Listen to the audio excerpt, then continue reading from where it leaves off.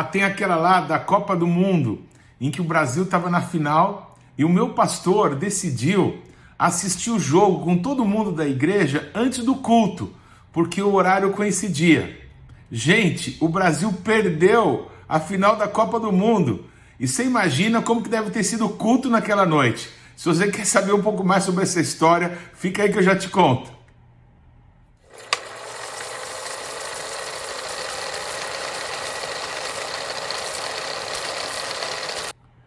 Bem, o ano era 1998, a Copa na França. O Brasil tinha um grande time. O Brasil tinha sido campeão em 1994 e tinha a chance de ganhar ali o seu 5º título mundial. O que aconteceu é que na final houve uma situação até hoje mal explicada, não é? O principal jogador do Brasil, ele parece que teve uma convulsão, ninguém sabe exatamente ainda o que aconteceu. Eu sei que o Brasil entrou para a final contra um time que era muito bom, o time da França, mas o Brasil estava muito debilitado. E o jogo foi um horror, a França ganhou de 3-0, não é? Só que a gente, naquela Copa, estava apaixonado por Jesus, e o Brasil tinha alguns jogadores que eram atletas de Cristo, e inclusive um chamado César Sampaio, que todo mundo gostava muito. E no primeiro jogo da Copa, o nosso pastor, o pastor Abel, que eu amo tanto, respeito, abençoo a memória dele, já dorme no Senhor, ele colocou um telão no primeiro jogo da Copa, ali na igreja, no espaço do culto, e a gente foi, assistiu, e aí até o César Sampaio, se não me engano, fez um gol, a gente fez aquela festa. Então ficamos ali motivados por aquela Copa, com o Brasil com grande chance de ser campeão. O que acontece é que no último jogo era domingo, dia de culto. O culto lá começava às 18 horas e o jogo começava às 16. Então, se retardasse um pouco, a gente ia atrasar o culto para que terminasse o jogo. Mas não retardou, o Brasil perdeu de 3-0. E como na Copa anterior, o goleiro brasileiro era um homem de Deus, o Tafarel, um homem crente, tem uma cena histórica, não é?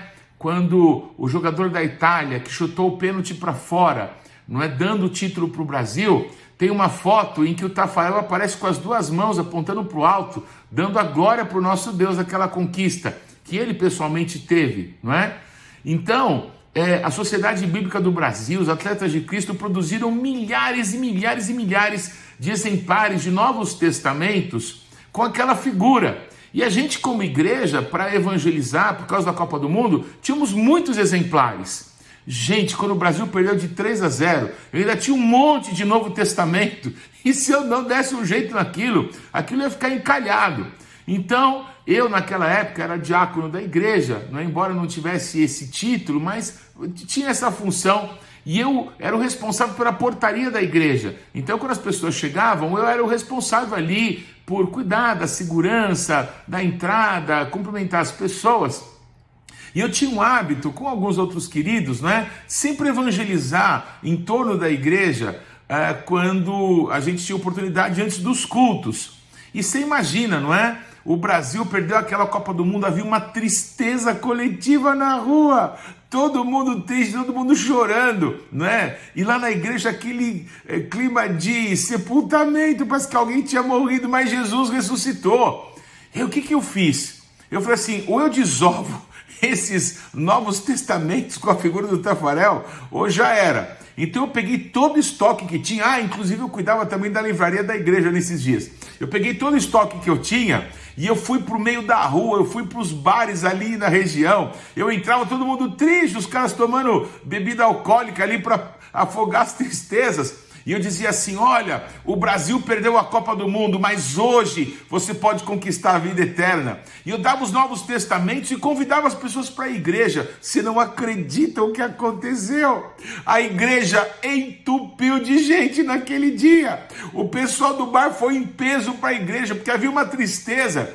E parecia que a única coisa que podia dar solução para os problemas, não é? Daquela vitória tão terrível que o Brasil teve, foi uma oportunidade para Jesus Cristo. Então, por mais que eu tenha decidido nunca mais correr num equívoco desse, de dividir a glória de Deus com qualquer outra coisa, não que tenha sido esse o desejo do meu pastor, é claro, mas é um risco muito grande a gente ficar numa expectativa de uma vitória quando ninguém sabe, não é, quem que vai ganhar no final de um jogo. Então, eu quero te dizer que não importa qual seja a situação, Jesus pode e deve ser exaltado sobre tudo e sobre todos, e que o Brasil ganhe essa próxima Copa do Mundo, mas que a gente não confunda as coisas, e que em tudo Jesus seja exaltado, que os atletas de Cristo que estão na seleção possam dar um bom testemunho, possam jogar limpo, e tomara que o Brasil ganhe, mas que em tudo, em todas as coisas, Jesus seja exaltado. Que Deus te abençoe.